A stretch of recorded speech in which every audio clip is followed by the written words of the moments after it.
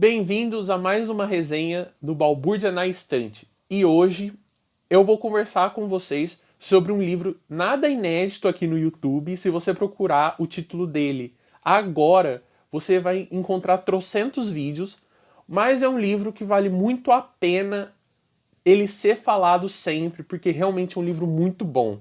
E hoje a gente vai conversar sobre O Sol é para Todos ou To Kill a Mockingbird. Então, antes de falar sobre o livro em si, eu queria comentar algumas coisas. E como o livro é um livro muito batido aqui no YouTube, eu vou me dar a liberdade de dizer alguns spoilers, tá bom? Então, se vocês ficarem incomodados, eu já peço desculpa de antemão. No começo do vídeo, eu disse o título em inglês, depois de ter dito em português. Por quê?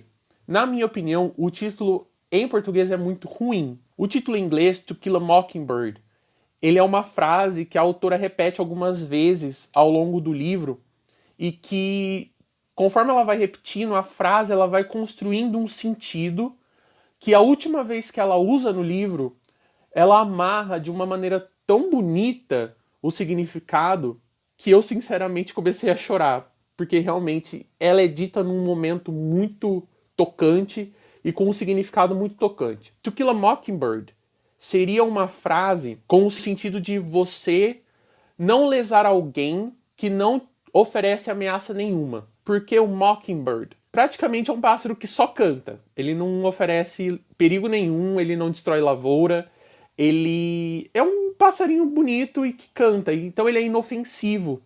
O Mockingbird, ele não existe no Brasil. No livro é traduzido como roxinol, mas o Mockingbird em si não existe no Brasil. Talvez um equivalente para ele seria um assum preto, só que daí o Mockingbird as pessoas não furam os olhos, né, para ele ficar cantando cruelmente dentro de uma gaiola achando que para sempre é noite. E a frase, ela tem um sentido que a gente pode utilizar ele sempre, mais ou menos como se fosse um agora Inês é morta, sabe? Frases de efeito para fechar uma ideia.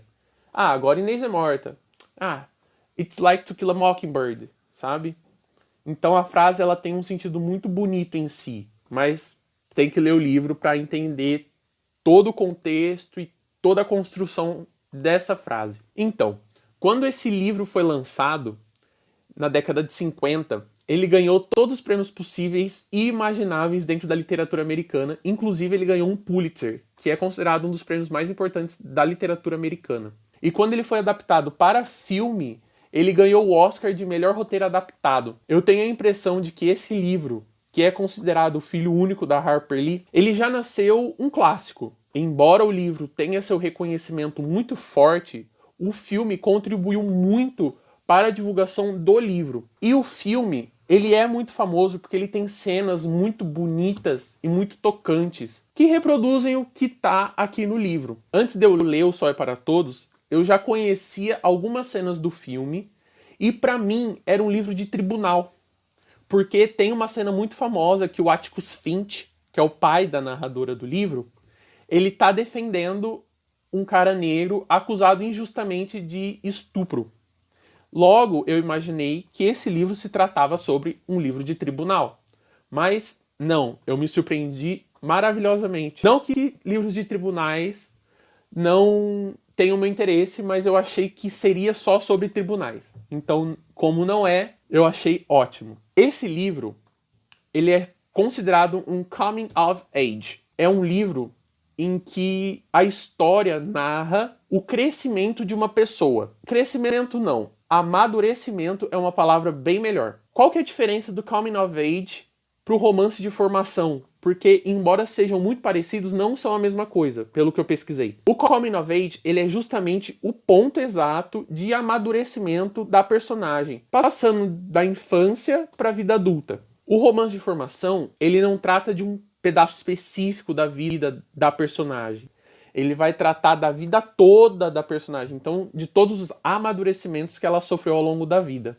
Se esse livro é um coming of age, de quem ele vai tratar? A personagem principal é a Jean Louise Finch, ou Scout, que é também a narradora. E aqui ela começa contando que o irmão dela sofreu uma fratura no cotovelo. E a partir dessa memória, ela começa a contar todos os acontecimentos que levaram, no final do livro, ao irmão ter essa fratura. E é um livro muito engraçado na construção, porque ele conta tudo a partir do ponto de vista de uma criança. Como eu já disse, vai tratar sobre o pai dela defendendo um cara negro num lugar super racista, que é o Alabama, num período que é os anos 30, é um período de depressão, pobreza extrema, e você vê isso pelos olhos de uma criança me deixou muito intrigado. Mas então, vamos por partes. O livro ele é dividido em duas partes, ao trocadilho. A primeira parte, a gente vai acompanhar algumas aventuras e peripécias da Jean-Louise, do irmão dela, que é o Jan, e de um amiguinho deles, que é o Dil. E eles vivem numa vizinhança que, pelo que eu entendi, central na cidade, e vai contando a relação dessas crianças com os vizinhos, com as autoridades do lugar, xerife, jornalista e principalmente com um vizinho, porque o vizinho de casa deles, que são os Radley, eles têm hábitos muito reclusos. E uma das ideias das crianças é tentar fazer esses vizinhos saírem de casa, porque eles querem conhecer um dos vizinhos que tem uma mística em volta dele, histórias de quase fantasmas, assim, como se ele já tivesse morto, como se ele fosse uma pessoa maluca. E é legal acompanhar essa coisa de infância, de você ser curioso, de você fazer as coisas, ficar brincando com os colegas, fazendo imitações de pessoas. Do finalzinho da primeira parte para a segunda parte, você sente que o romance começa a ficar mais denso. A Jean-Louise ela vai percebendo as coisas que estão cercando o pai dela. Porque o que acontece? O Atticus Finch é advogado e ele recebe a função de defender o Tom Robinson, que é justamente o cara negro acusado de ter estuprado uma moça. E qual que é a grande dificuldade do Sr. Atticus Finch? Eles moram no Alabama, como eu já disse, que é um estado extremamente racista. Então, praticamente a causa era ganha a favor da moça, que era branca. Fazendo parênteses aqui, como eu disse, o livro ele se passa num período muito ruim e tem linguagem extremamente racista. Então, para quem tem problema com isso, para quem é mais sensível a esse tipo de linguajar, eu não recomendo. Mas assim, você vai estar perdendo uma grande leitura, porque realmente esse livro é excelente. Para mim, é um dos melhores livros que eu já li na vida, para você ter ideia. Porque o jeito dele ser construído, contando de uma infância que passa por um momento complicado, é de uma beleza e de um entendimento que às vezes os adultos não percebem na criança, sabe? Porque a Jean-Louise, ela é uma criança, ela é uma leitora, ela é uma wise girl, sabe? Sabichona. Questiona tudo, que pergunta tudo, que não segue os padrões de menininha da época, que é usar vestidinho. A personagem da Scout, ela tem cabelo curto e usa macacão, ela adora usar macacão. E você percebeu o jeito que o pai dela, o Atticus, lida com ela, no jeito de criar ela, que é uma menina órfã, né, de mãe. Ela e o irmão, no caso. Então, a primeira parte do livro vai seguindo essas peripécias de crianças, né, crianças sendo crianças, até que chega um momento em que começa a ficar mais densa a trama, porque o pai dela já recebeu essa incumbência de defender o cara de uma acusação, e ele vai defender. E a justificativa dele de querer defender esse homem é o que faz o Atticus Finch um dos maiores personagens da literatura norte-americana, por causa da defesa que ele vai fazer desse homem. A causa já era vencida pro lado da acusação, porque simplesmente eram pessoas brancas contra pessoas negras, e pessoas negras iriam perder com certeza. Mas o Atticus Finch moralmente tinha que defender o Tom Robinson, porque ele sabia que o cara era inocente. Por causa de uma série de circunstâncias que eu não vou entrar aqui em detalhes, o Atticus ele tinha que dar esse exemplo para os filhos dele, como homem, como pai, porque ele sabia de todas as circunstâncias que cercavam o caso, ele sabia que o cara era inocente. Inclusive, um dos grandes um dos momentos mais bonitos do livro. Você descobre qual que é o veredito, as crianças ficam revoltadas com o veredito, elas vão recorrer a uma vizinha para fazer reclamações, para conversar, que elas estão chateadas e tal. E a vizinha fala uma das coisas mais bonitas que eu já vi. Lembrando, Estados Unidos, Alabama, década de 30, ela fala assim: seu pai já sabia que a causa era perdida, só que seu pai é conhecidamente a única pessoa que conseguiria fazer o júri deliberar a quantidade de tempo que o júri deliberou a acusação. E uma das coisas mais interessantes de ler nesse livro é porque ele vai tomando uma densidade. Como você tá vendo tudo a partir dos olhos de uma menina de 8 anos, as coisas elas têm uma gravidade, ela percebe que tem uma gravidade, só que no intuito dela de entender o que tá acontecendo, tudo vai ficando mais leve. Não que seja leve, mas vai ficando mais leve. Eu vou dar um exemplo de uma cena que é a cena mais marcante do livro para mim. No dia anterior ao julgamento, o Atticus Finch vai até a delegacia de noite e fica esperando lá um tempo, porque ele tem certeza que algumas pessoas da cidade vão querer ir até lá para matar o Tom Robinson. Ele vai até lá, as crianças fogem de casa para ir saber o que o Atticus está fazendo. Conforme elas estão chegando perto da delegacia, chega um monte de carro com um monte de cara bêbado e a Scout, ela sai correndo pra conversar com o pai. E ela não percebe que os homens estão ali pra fazer mal ao pai dela e ao Tom Robinson. Só que ela percebe que tem uma pessoa conhecida ali no meio dos caras. E ela fala: oi, fulano, tudo bem? Aí o cara finge que não conhece ela. Aí ela: oi, fulano, tudo bem? Eu estudo com seu filho. Ele já comeu, ele já almoçou em casa.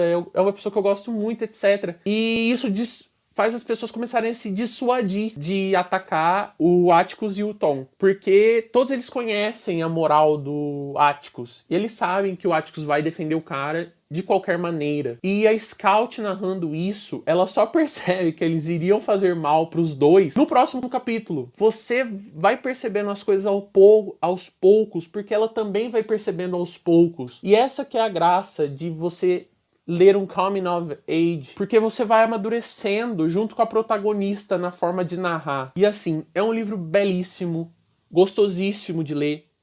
Eu confesso que eu demorei um pouco na parte do julgamento, porque ela é uma parte um pouco mais lenta, tem poucas ações, porque no começo do livro é criançada brincando, fazendo um monte de coisa.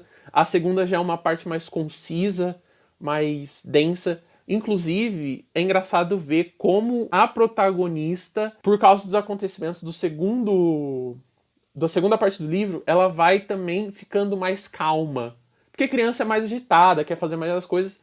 E a Jean-Louise, ela vai tomando uma calmaria maior na segunda parte. Um acometimento maior. E assim, o final do livro, ele é o momento que pra mim eu chamo de vamos chorar. E conforme a autora vai encerrando o livro e vai fechando as tramas, eu fui ficando muito chateado. É uma série de desventuras que vai acontecendo. Por exemplo, o veredito do Tom Robinson, por mais que já fosse esperado, é muito triste de ver. O que acontece com o Jen, que faz ele quebrar o cotovelo, é também uma situação muito chata, muito triste, muito desonesta da parte de quem faz o ato. Na hora que a autora encerra o significado do To Kill a Mockingbird, como eu disse, eu chorei. Quando o vizinho que eles tentam tirar de casa aparece finalmente no livro e a Jean-Louise tem uma narração muito longa dela, eu comecei a chorar demais, porque é de uma beleza e de um encerramento e de uma cumplicidade com aquele vizinho que ela nunca tinha visto, tão bonita, que eu acho que foi uma das poucas vezes que eu já chorei lendo. Tirando toda essa parte emotiva que eu senti pelo livro, qual que é a minha recomendação? Que vocês leiam. Porque esse livro, ele é um pouco comprido, ele tem 350 páginas, só que são 350 páginas rápidas de ler, que são uma delícia de acompanhar, que tem momentos muito duros, mas que tem momentos muito belos. E essa junção dessa beleza com essa dramaticidade que existem nas páginas é arrebatador no final. Realmente esse livro é uma das melhores leituras que eu já fiz na minha vida. Eu estou falando do livro e está me dando vontade de relê-lo, para vocês terem ideia. Essa foi a resenha de hoje. Espero que vocês tenham gostado. Deixa o joinha, segue o canal, porque isso ajuda a divulgar o vídeo. To Kill a Mockingbird é uma das coisas mais interessantes que você vai ler na sua vida. Você pode não achar o livro bom, você pode não gostar, mas é extremamente interessante ter contato com esse livro. Espero ver vocês terça que vem na próxima resenha. Resenha que vem vai ser da Gabi. Não esquece de seguir a gente nas nossas redes sociais, que a gente posta algumas coisas lá. E espero que tenham gostado e a gente se vê.